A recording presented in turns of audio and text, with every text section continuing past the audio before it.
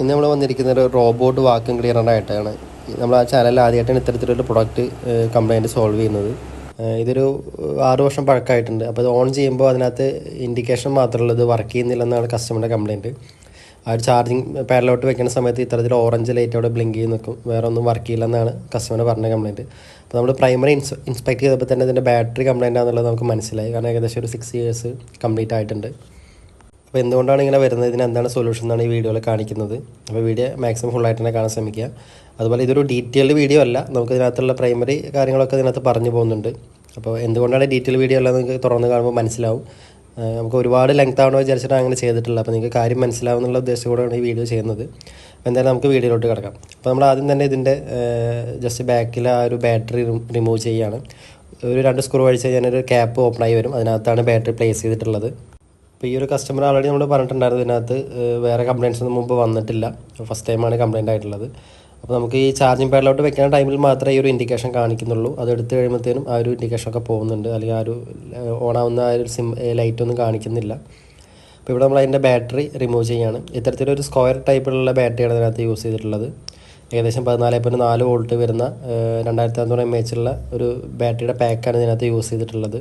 ഇവിടെ നമുക്ക് ആദ്യം ഇതിൻ്റെ വോൾട്ടേജ്, അതായത് ഇതിനൊരു അഡാപ്റ്റർ ഉണ്ട് 19 വോൾട്ടിൻ്റെ. ആ ഒരു അഡാപ്റ്റർ കണക്ട് ചെയ്തിട്ട് ആ ചാർജിങ് പാഡിലോട്ട് കറണ്ട് സപ്ലൈ വരുന്നുണ്ടോ, അതുപോലെ ആ കോൺടാക്റ്റ് കറക്റ്റായിട്ട് കിട്ടുന്നുണ്ടോ എന്ന് നമുക്ക് ആദ്യം ചെക്ക് ചെയ്യാം.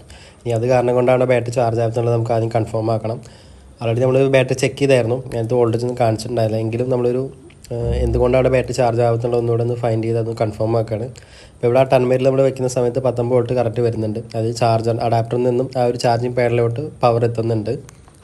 അതിനുശേഷം നമ്മൾ ആ ഒരു പോയിൻ്റ് ഈ ഒരു മെഷീൻ്റെ പോയിൻ്റായിട്ടൊന്ന് ജമ്പ് ചെയ്ത് കൊടുക്കുന്നുണ്ട്. കാരണം അങ്ങനെ ജമ്പ് ചെയ്യുമ്പോൾ മാത്രമേ നമുക്ക് ആ ബാറ്ററിയുടെ കൺട്രോളിലോട്ട് വോൾട്ടേജ് വരുന്നുണ്ടോ എന്നുള്ളത് നമുക്ക് അറിയാൻ പറ്റുള്ളൂ. അപ്പോൾ അതിന് വേണ്ടിയിട്ടാണ് ഇത്തരത്തിൽ വയർ ജമ്പ് ചെയ്തിട്ടുള്ളത്. അപ്പോൾ ഇത്രയൊക്കെ കാര്യങ്ങൾ ചെയ്യണമെന്നുള്ളത് പലർക്കും ഡൗട്ട് ഉണ്ടായിരുന്നു. എങ്കിലും നമ്മളൊരു അതിന് വേറെ എന്തെങ്കിലും കംപ്ലയിൻറ്റ് ചാർജിങ്ങിൻ്റെ ഇഷ്യൂ ഉണ്ടോ എന്ന് അറിയാൻ വേണ്ടിയിട്ടാണ് ഇത്തരത്തിൽ ചെയ്ത് നോക്കുന്നത്. അപ്പോൾ അങ്ങനെ നമ്മൾ വയർ ജമ്പ് ചെയ്യുന്ന സമയത്ത് ആ ഒരു ചാർജിങ് കണക്റ്റിലോട്ട് പവർ ഇതുപോലെ ജമ്പ് ചെയ്ത് കൊടുത്തിട്ടുണ്ട്. ശേഷം ആ ഒരു ബാറ്ററിയുടെ കണക്റ്റിലോട്ട് വോൾട്ടേജ് ചെക്ക് ചെയ്യുന്ന സമയത്ത് ഒരു 2 വോൾട്ടോളം അവിടെ കാണിക്കുന്നുണ്ട്. അപ്പോൾ അതിനർത്ഥം ചാർജ് ചെയ്യാനുള്ള മീൻസ് ബാറ്ററിക്കുള്ള പവർ എത്തുന്നുണ്ടെന്നാണ്. അത് ലോഡ് കണക്ട് ചെയ്യുമ്പോൾ മാത്രമേ ഫുൾ വോൾട്ടേജ് അതിനകത്തോട്ട് വരുള്ളൂ. ഒരു 2 വോൾട്ടോളം അതിനകത്ത് പ്രസൻ്റ് ആണ്.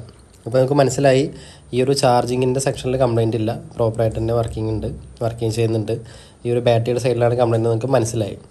ഈ ഒരു കസ്റ്റമർ ഓൺലൈനിൽ ഇതിൻ്റെ ബാറ്ററി നോക്കിയിട്ടുണ്ടായിരുന്നാണ് നമ്മൾ പറഞ്ഞത്. പക്ഷേ പല വിലയുടെയും പല ടൈപ്പ് ബാറ്ററികൾ അവൈലബിൾ ആണ്. കാരണം ഈ ഒരു ബാറ്ററിൻ്റെ വേറെ പല മെഷീൻസിലും അല്ലെങ്കിൽ വേറെ റോബോട്ട്സിലൊക്കെ ഉപയോഗിക്കുന്നുണ്ട്.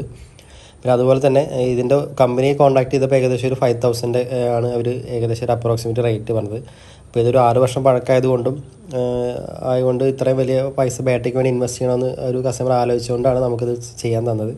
അപ്പോൾ നമ്മളിവിടെ ബാറ്ററി ചെക്ക് ചെയ്യുന്ന സമയത്ത് അതിനകത്ത് വോൾട്ടേജ് ഒന്നും കാണിക്കില്ല, 1 വോൾട്ടേജിന് താഴെയാണ് അതിനകത്ത് കാണിക്കുക. അപ്പോൾ നിങ്ങൾക്ക് മനസ്സിലായി ബാറ്ററി വീക്കായി പോയതാണ്. അപ്പോൾ ഇവിടെ നമ്മൾ ചെയ്യുന്നത് ഈ ഒരു ബാറ്ററി ഫുൾ ആ പാക്ക് കംപ്ലീറ്റ് റീപ്ലേസ് ചെയ്ത് അതിനകത്തുള്ള ഇൻഡിവിജ്വൽ സെല്ലായിട്ടാണ് മാറുന്നത്. അപ്പോൾ 3.6 വോൾട്ട് വരുന്ന 2600 mAhൻ്റെ 4 സെല്ലുകളാണ് ഈ ഒരു ഇതിനകത്തുള്ളത്. അപ്പോൾ അതാണ് നമ്മൾ മാറുന്നത്. അപ്പോൾ ഇതിനകത്ത് കുറച്ച് ഭാഗങ്ങൾ നമ്മൾ ഒഴിവാക്കിയിട്ടുണ്ട്. കാരണം ഈ ഒരു ബാറ്ററി പ്രോപ്പറായിട്ട് ഓപ്പൺ ചെയ്യുന്നു അത് കട്ട് ചെയ്യുന്നതൊന്നും കാണിക്കുന്നില്ല.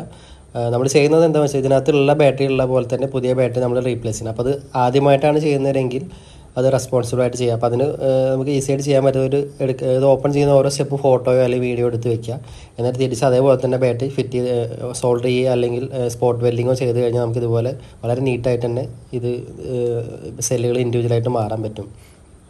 പിന്നെ അതുപോലെ തന്നെ ഇത് ഓൺലൈനിൽ ഓർഡർ ചെയ്ത സമയത്ത് അതിനകത്ത് റിവ്യൂസൊക്കെ ചിലതൊക്കെ 3 സ്റ്റാറിന് താഴെയാണ്. അപ്പോൾ അത് നല്ല ബാറ്ററി ആണോ എന്ന് നമുക്കറിയില്ല. കാരണം ഇതിനകത്തൊരു BMS ബോർഡ് ഉണ്ട്. ചില ബാറ്ററികൾ അത് പെട്ടെന്ന് കംപ്ലയിൻറ്റ്, അപ്പോൾ ഈ കമ്പനി പ്രൊവൈഡ് ചെയ്യുന്ന BMS ബോർഡുകളാണ് എന്തുകൊണ്ട് കുറച്ചുകൂടെ നല്ലത്. അപ്പോൾ നമുക്ക് ഈ ഒരു സെല്ലുകളായിട്ട് മാറുന്ന സമയത്ത് ആ ഒരു സെയിം BMS ബോർഡ് തന്നെ ഇവിടെ യൂസ് ചെയ്യാൻ പറ്റും. അതുകൊണ്ട് തന്നെ അതിലുള്ള ബാറ്ററി ബാക്കപ്പിലോ അല്ലെങ്കിൽ ചാർജിങ്ങിലൊന്നും ഇഷ്യൂസ് വരാൻ സാധ്യത വളരെ കുറവാണ്.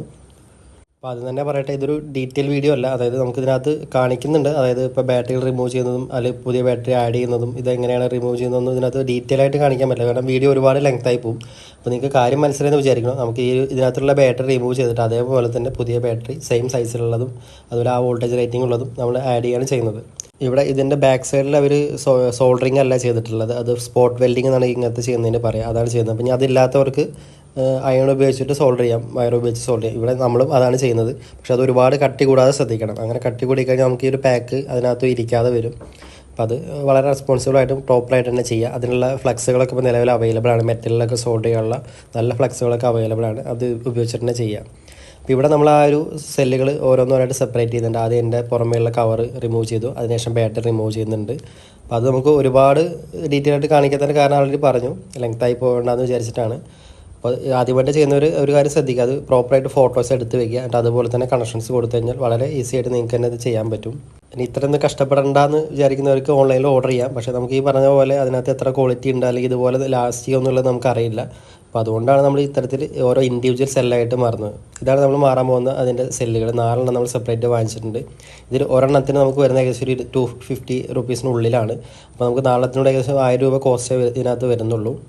അപ്പോൾ അതുപോലെ തന്നെ നമ്മൾ ഈ ഒരു നേരത്തെ ഉണ്ടായിരുന്ന ആ സെല്ല് പോലെ തന്നെ ഒട്ടിച്ച് അതിനകത്ത് കണക്ഷൻസ് പ്രോപ്പറായിട്ട് അതേപോലെ തന്നെ കൊടുത്തിട്ടുണ്ട്. താഴെ സോൾഡറിങ് ആണ് ചെയ്തിട്ടുള്ളത്, സ്പോട്ട് വെൽഡിങ് അല്ല. അപ്പോൾ അതേപോലെ പ്രോപ്പറായിട്ട് എവിടെ തട്ടാത്ത രീതിയിൽ അത് ഒട്ടിച്ച് വെച്ചിട്ടുണ്ട് ഓരോ കണക്ഷൻസും.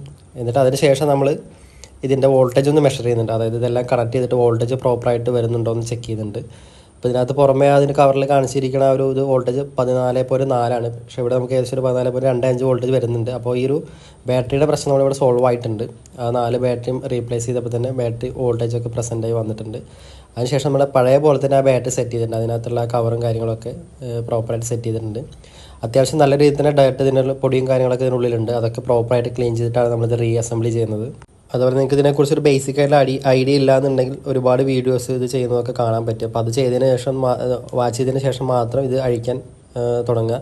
അപ്പോൾ ഇതിനകത്ത് ഒരുപാട് ചെറിയ ചെറിയ കണക്റ്റേഴ്സ് ഉണ്ട്. അപ്പോൾ അതിൻ്റെ ജിഗുകളൊക്കെ ഒടിയാതെ തന്നെ ഇത് വളരെ ശ്രദ്ധിച്ച് തന്നെ ഊരിയെടുക്കുക. അപ്പോൾ അതുപോലെ നമ്മൾ ബാറ്ററി പ്രോപ്പറായിട്ട് അവിടെ പ്ലേസ് ചെയ്തിട്ടുണ്ട്. ശേഷം ആ കണക്ഷൻസും കൊടുത്ത് ബാക്കിൽ ആ കവറോടെ ക്ലോസ് ചെയ്ത് നമുക്കിത് വർക്ക് ചെയ്ത് നോക്കാം. നിങ്ങൾക്കിവിടെ കാണുന്നത് പ്രോപ്പറായിട്ട് വർക്ക് ചെയ്യുന്നുണ്ട്. ഇതിനകത്ത് 2-3 കാര്യങ്ങൾ നടക്കുന്നുണ്ട്. അതായത് ഈ ബ്രഷ് ഉപയോഗിച്ചിട്ട് ഡസ്റ്റുകളെല്ലാം സെൻറ്ററിലോട്ട് പോർഷനിലോട്ട് വരുമ്പോൾ അത് സക്ക് ചെയ്തെടുക്കും. ബാക്കിൽ നമുക്ക് വെള്ളം നിറയ്ക്കാൻ ട്രേ ഉണ്ട്, അതിനകത്തൊരു ക്ലോത്തും വരുന്നുണ്ട്. അപ്പോൾ വൈപ്പിംഗ് നടക്കും. അപ്പോൾ 3 കാര്യങ്ങൾ ഒരുമിച്ച് ഈ മെഷീൻ ചെയ്യുന്നുണ്ട്.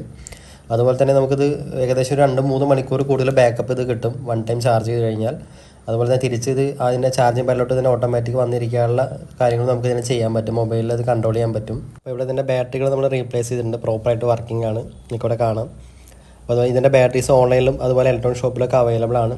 ഒരുപാട് ടൈപ്പ് ബാറ്ററീസ് ഉണ്ട്, എങ്കിലും ഒരു 250 റേഞ്ചിലൊക്കെ നല്ല ബാറ്ററികൾ അവൈലബിൾ ആണ്. അപ്പോൾ അത് ചെയ്യുന്നവരാണെങ്കിൽ ഞാൻ പറഞ്ഞ കാര്യങ്ങൾ മറക്കാതിരിക്കുക. അത് ഓരോ സ്റ്റെപ്പും ചെയ്യുമ്പോൾ അത് ഫോട്ടോ എടുത്ത് വയ്ക്കുക, അല്ലെങ്കിൽ നമുക്ക് കുറച്ചുകൂടെ എളുപ്പമായിരിക്കും ഇത് ചെയ്യാൻ. ഈ ഒരു വീഡിയോ നിങ്ങൾക്ക് യൂസ്ഫുള്ളായി തോന്നുകയാണെങ്കിൽ വീഡിയോസ് ലൈക്ക് ചെയ്യാനും അതുപോലെ ചാനൽ സബ്സ്ക്രൈബ് ചെയ്യാനും മറക്കരുത്. അതുപോലെ ഇത്തരത്തിലുള്ള സർവീസുകളൊക്കെ നിങ്ങൾക്ക് ആവശ്യമുണ്ടെങ്കിൽ നിങ്ങൾക്ക് ഈ നമ്പറിൽ കോൺടാക്റ്റ് ചെയ്യാം. നമ്മുടെ ലൊക്കേഷൻ വന്നത് കൊച്ചിയിലെ കടവന്ത്രയാണ്. നമുക്ക് pickup and delivery options available ആണ്. LED TV ഒക്കെ നമ്മൾ റിപ്പയർ ചെയ്യുന്നുണ്ട്.